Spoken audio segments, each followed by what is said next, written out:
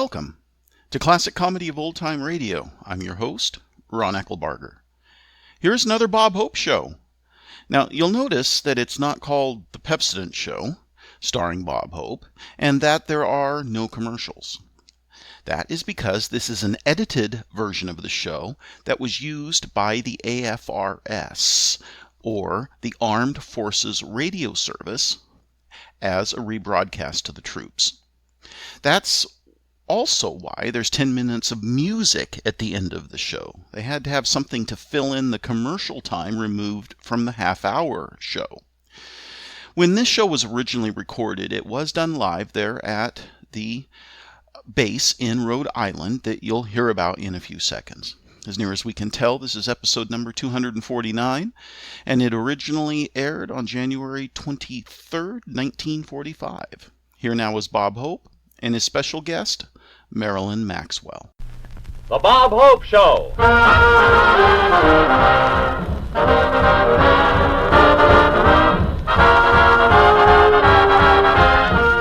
Francis Langford, Jerry Colonna, Vera Vague, and Skinny Ennis and his orchestra. And now here he is, the star of the show, Bob Hope.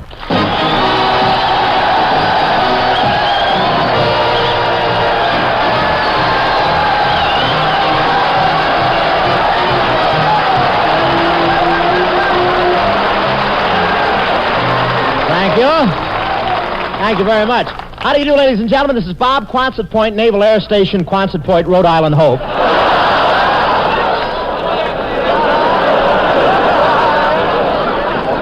That's a nice half-hour show by itself, isn't it? Well, here I am at Quonset Point. Yes, sir. This is a Naval Flyer's Paradise, JG.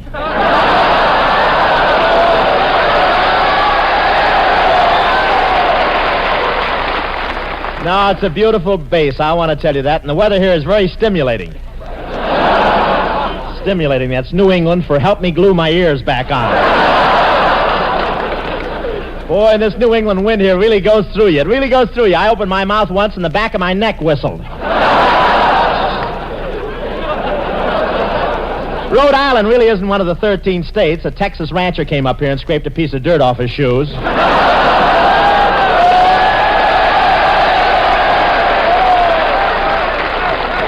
In fact, the state is so small, this is the only base in the country where a sailor can be out of bounds just because he didn't lace his trousers tight enough.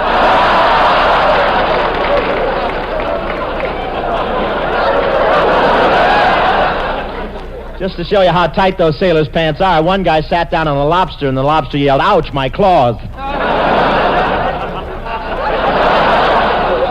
But these sailors were really glad to see me. In fact, they wanted to make me an honorary tar. And they even offered to throw in a few feathers. But I know why they call this place Quonset Point. Every time you pass a Quonset hut, you hear some guy yell, "That's my point."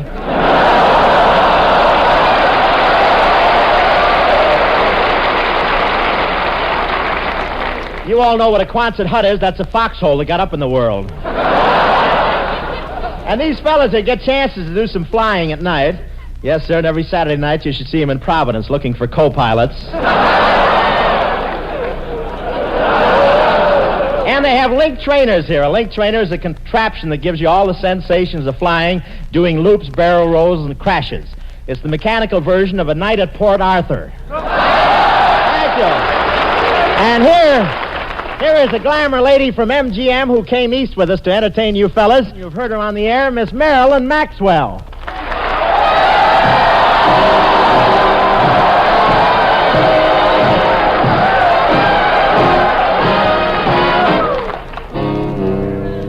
Gather round me, everybody. Gather round me while I preach some. Feel a sermon coming on me. The topic will be sin, and that's what I'm again. If you wanna hear my story, then settle back and just sit tight while I start reviewing the attitude of doing right.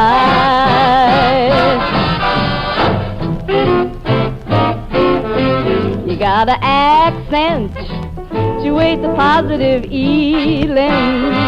Mine ain't the negative, latch on to the affirmative, don't mess with Mr. In Between. You gotta spread joy up to the maximum, bring gloom down to the minimum. Have faith, a pandemonium liable to walk upon the scene.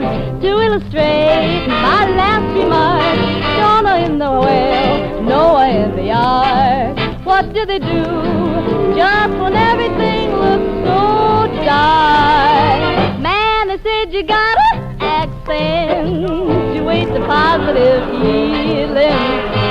Mine ain't the negative, latch on to the affirmative, don't mess with Mr. In Between. No, don't mess with Mr. In Between.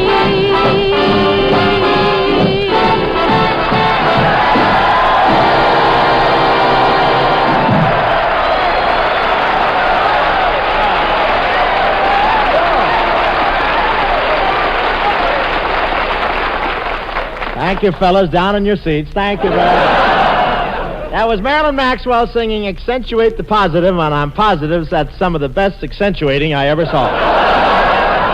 Thank you, Mercer fans. And thank you, Bob. Gee, it's lovely out here, isn't it? Why was this spot selected for a naval station, Bob? Well, Providence is the nearest town, and these boys are great providers. They are? Now, you see, Marilyn, as soon as these naval flyers arrived, every angel in town got a pair of wings.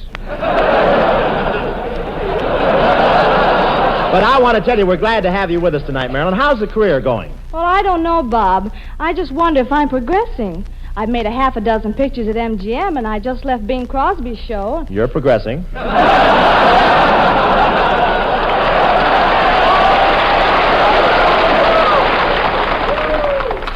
Bob, do you really think we should talk behind Bing's back like this? I don't see why not. I can't think of a roomier place. Anyway, I'll bet you're glad working with someone your own age, huh?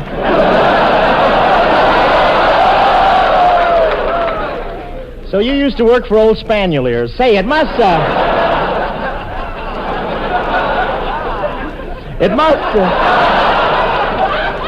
be terrible working for a ham. Oh, I don't know. Francis tells me it isn't so bad.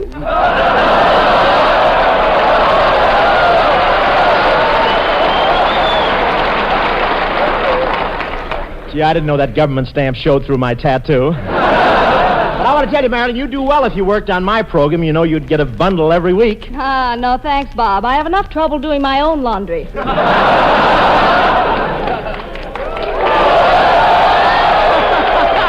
Francis Langsford, how about that?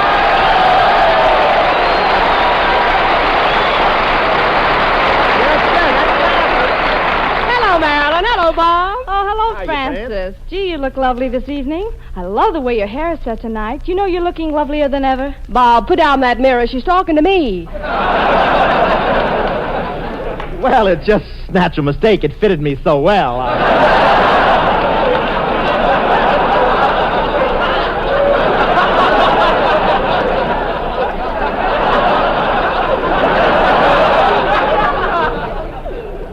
Say, you know, Marilyn and I have just been discussing old Flab and Drab.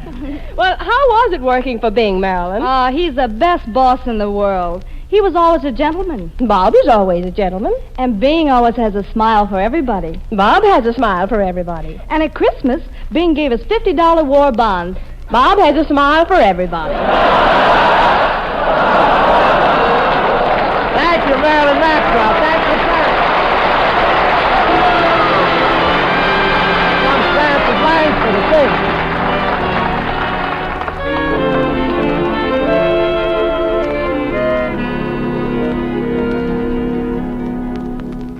Dear one, I will be waiting, no matter how long you've been away.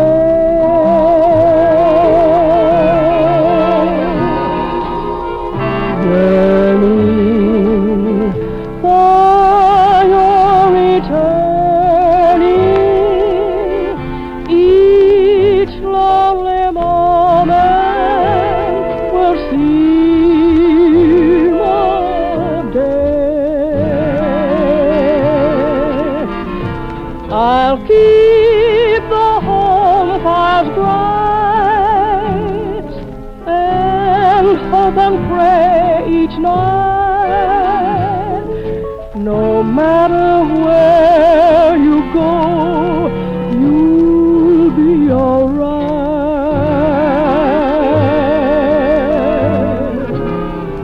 dear one. And while I'm waiting, I know that somewhere you'll be waiting too.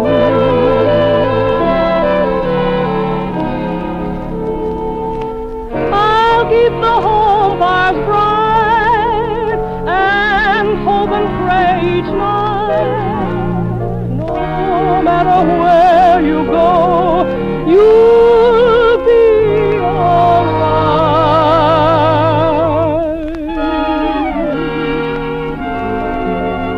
dear one. And while I'm waiting, I know that somewhere you'll be waiting too.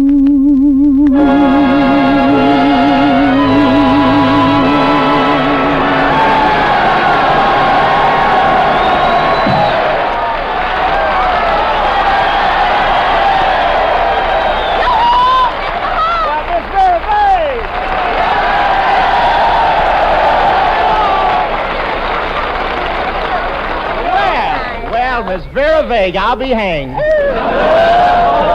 Mr. Bob Hope, what are we waiting for? Oh,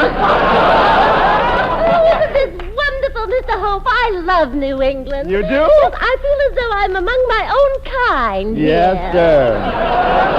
Yes, sir. It's full of antiques, yes? Oh, you dear boy. How sweet of you to bring your head up here and show Quonset a real point. But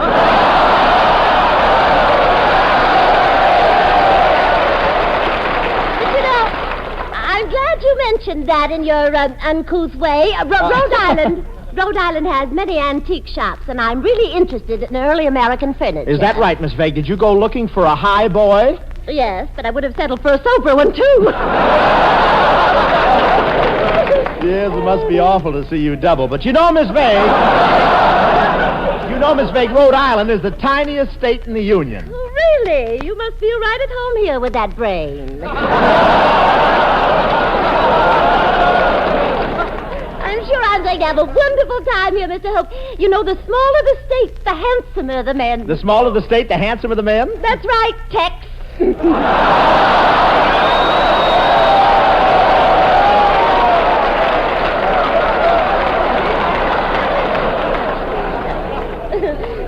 Have you ever been in Rhode Island before, Miss Vague? Oh, yes, I have. When I was a girl, you see, I visited all the states one at a time. Well, it was so easy then. There were only 13.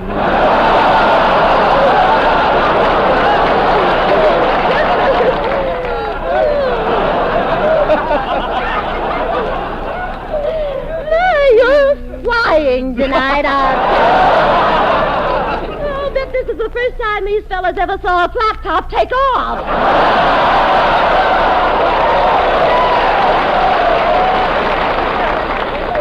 Really, I can't get angry with you, Mr. Hope, because you have a cold, you poor thing. You haven't you? Yes, Miss Vague, but I've sent back to the hotel for my nose drops. What? I said my nose drops. It does? What a racket it must make. Now, wait. Tell me, what are you doing tonight, Miss Vague? Nothing. I'm available. You're still available. Well, now, wait a minute. You might get me to take you out tonight. Oh, Mr. Hope, why should I work on a link trainer with all that real McCoy sitting out there?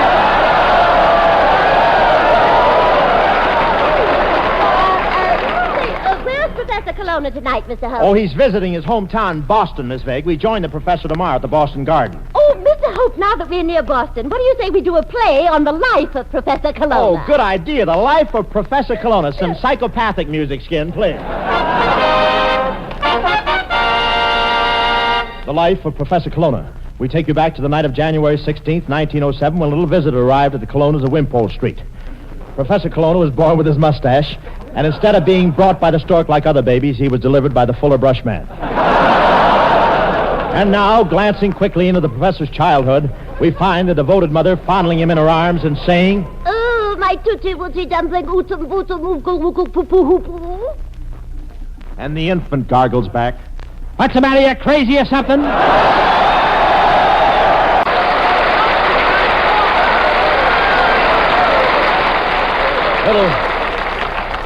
Little Jeremiah was fortunate to have a sympathetic...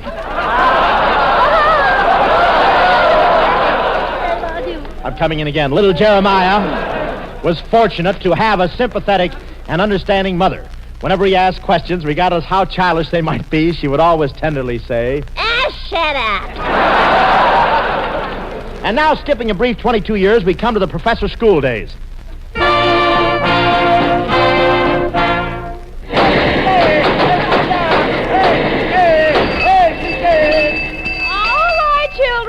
Recess is over.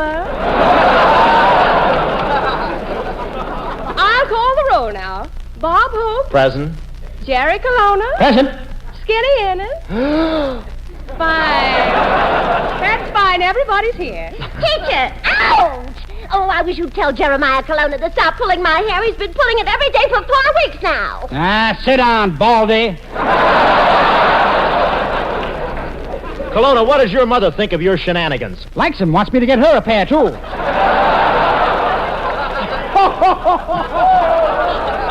She wants a pair, too. I'll have to tell my old lady that when she makes me eat spinach.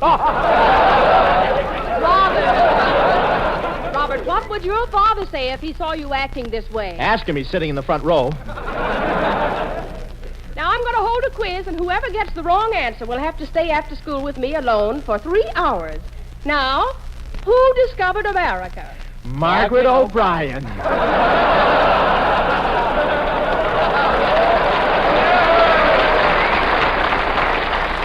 Jeremiah Colonna, you and Robert Hope go stand in the corner. Okay, but Skinny Ennis has to go with us. Why? He's got the dice. His school day's over. Colonna puts on his first pair of shoes and emerges into the cold world. Should have worn clothes, too.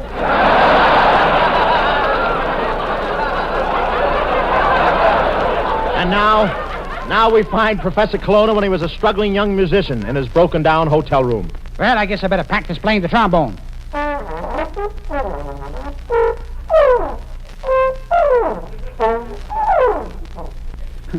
Think how much better it would be if I had a trombone.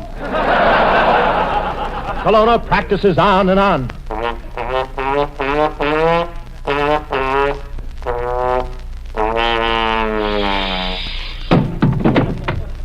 Yeah, so that's where I put my dirty laundry.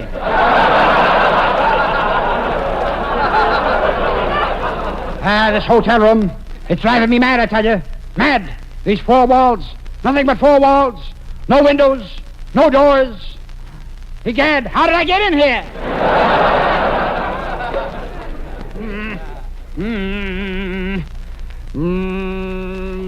When the days are done and the shadows fall, I think of you. When the days are done, I think of all the joys we know. That you're running, returning to hold you in my arms. Won't go now, I know now, without you, life has lost its charm. When the days are done and grass is wet. I'm sorry, I'll get you a towel. With the twilight do. Twilight do you? Well, that's only how keep sinking with the sun. And though I miss your tender kiss, the whole day through. I miss you most of all, miss you most of all. Oh, how I miss you tonight, miss you when the nights are long. I miss you since you went away, dear. Yes. Didn't miss her that time, did I? When they is a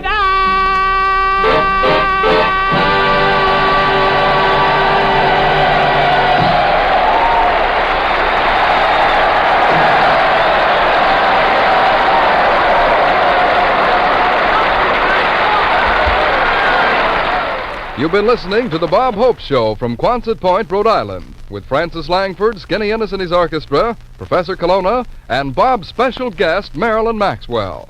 Now we switch controls to the terrace room south a ways in New Jersey for music by Louis Prima and his orchestra, with vocals by lovely Lillian Carroll. And first off, we hear Robin Hood.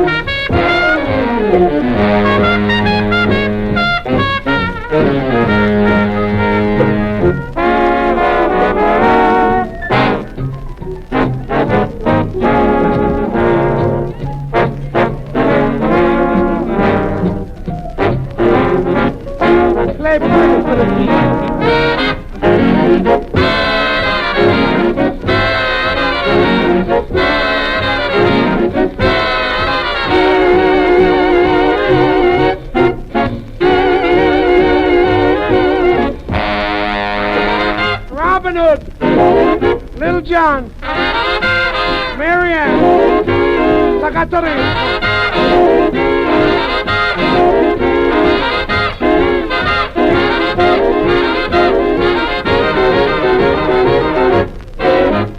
He used to take all the rich people's money and buy Basta Fazol.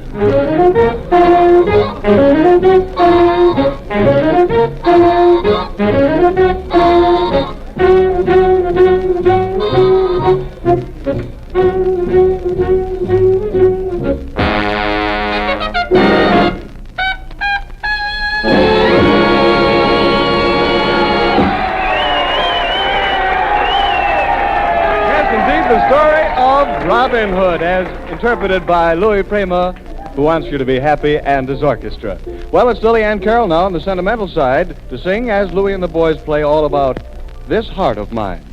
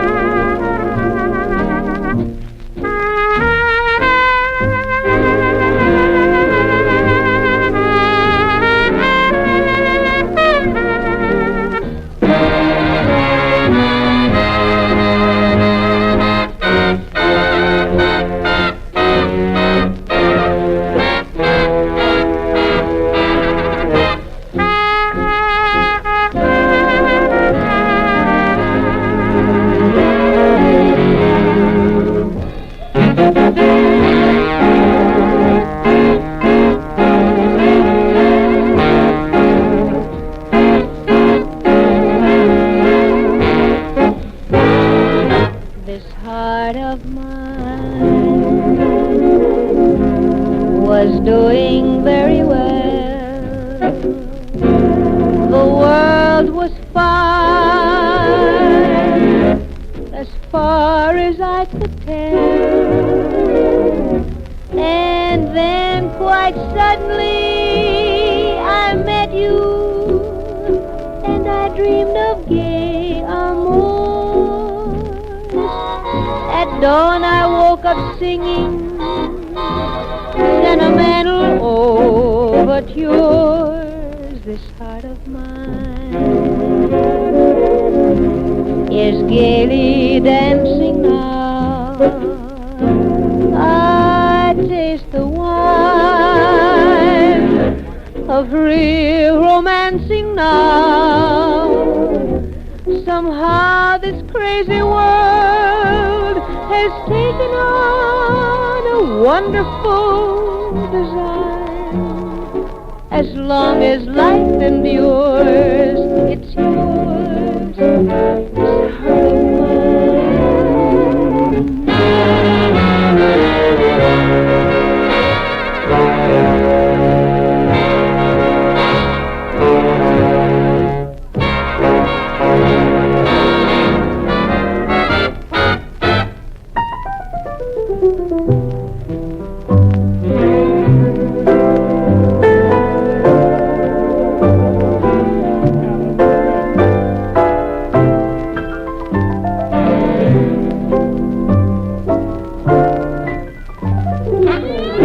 Somehow this crazy world has taken on a wonderful design. This love of mine goes on and on. As long as life endures, it's yours, this heart of mine.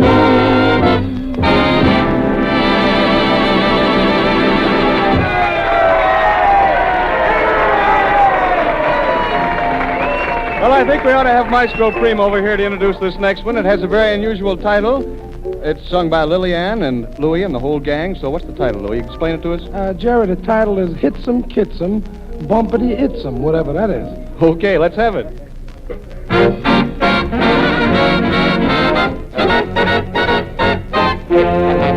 Hitsum Kitsum, Bumpity Itsum, Hitsum Kitsum, ooh.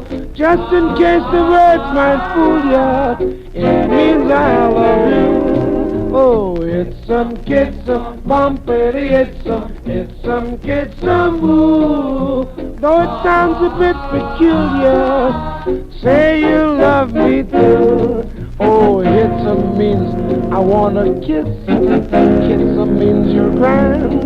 Bumpity Itsum, hold me tight. I hope you understand. Hey, Hitsum Kitsum, Bumpity Itsum, Hitsum Kitsum, ooh. Makes no difference how you say it. It means I love you. Hitsum Kitsum, Bumpity Itsum, Hitsum Kitsum, ooh. Just in case the words might fool ya, it means I love you. Hitsum Kitsum, Bumpity Itsum, Hitsum Kitsum, ooh. though it sounds a bit peculiar. Say you love me too. Hitsum means I wanna kiss. Kitsum means you're grand. Bumpity Itsum, hold me tight. I hope you understand. Hey! Hitsum Kitsum, Bumpity Itsum, Hitsum Kitsum, ooh. Makes no difference how you say it. It means I love you.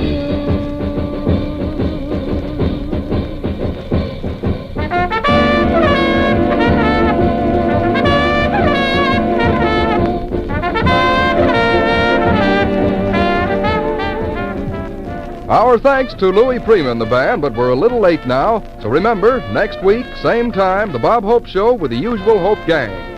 This is the Armed Forces Radio Service.